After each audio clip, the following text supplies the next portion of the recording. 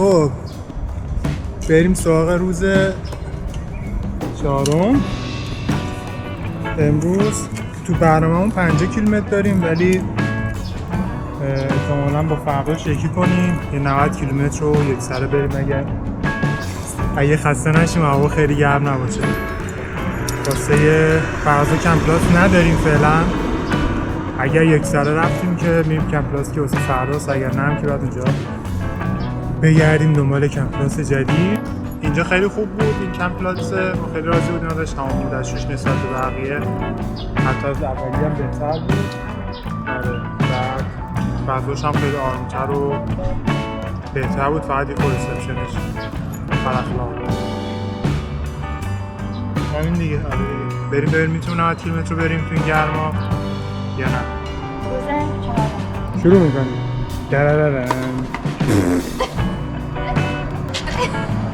من زده بودم.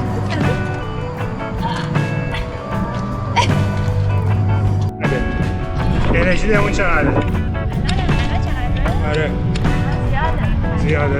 به نظر 90 کیلومتر امروز میتونی؟ ها؟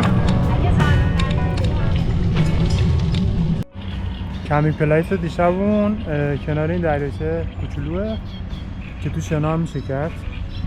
ولی ما دیگه اینقدر دریاچه بزرگ دیدیم سابقه نیومدیم دیگه، همونجا موندیم تو کمپلاس. آره دیگه واسه ما دیگه جوب حساب حوض. مثل چی بریم بیابونای تهران بایک بکن.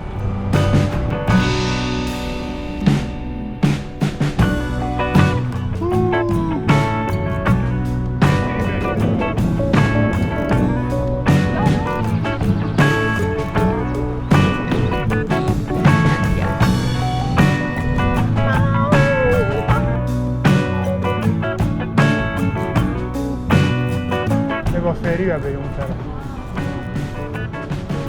نظر تنگ بود.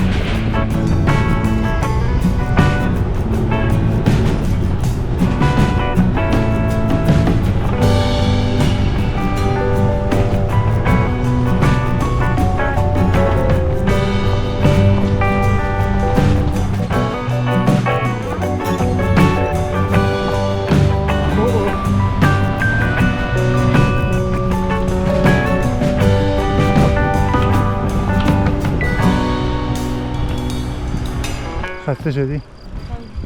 چقدر؟ 85 کیلومتر اومدیم. 5 تا موندیم. آخه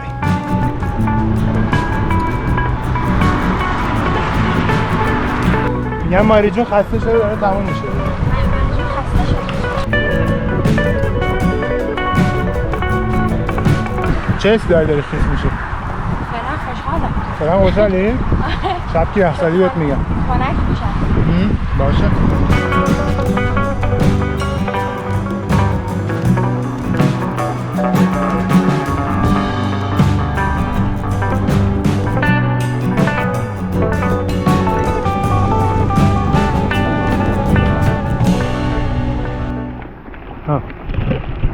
خب بارون داره شدیدتر میشه و ما هم داره سردم میشه چون غروب شده و دیگه آفتاب هم نیست که خشک میکنه. دیگه قرار امشب یخ بزنیم ماری جون. امشب قرار یخ بزنیم.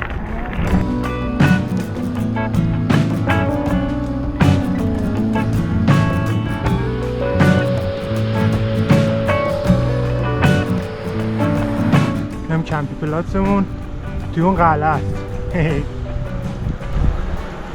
امشب واسه مریم قلعه رزرو کردم. نباشه. تو که با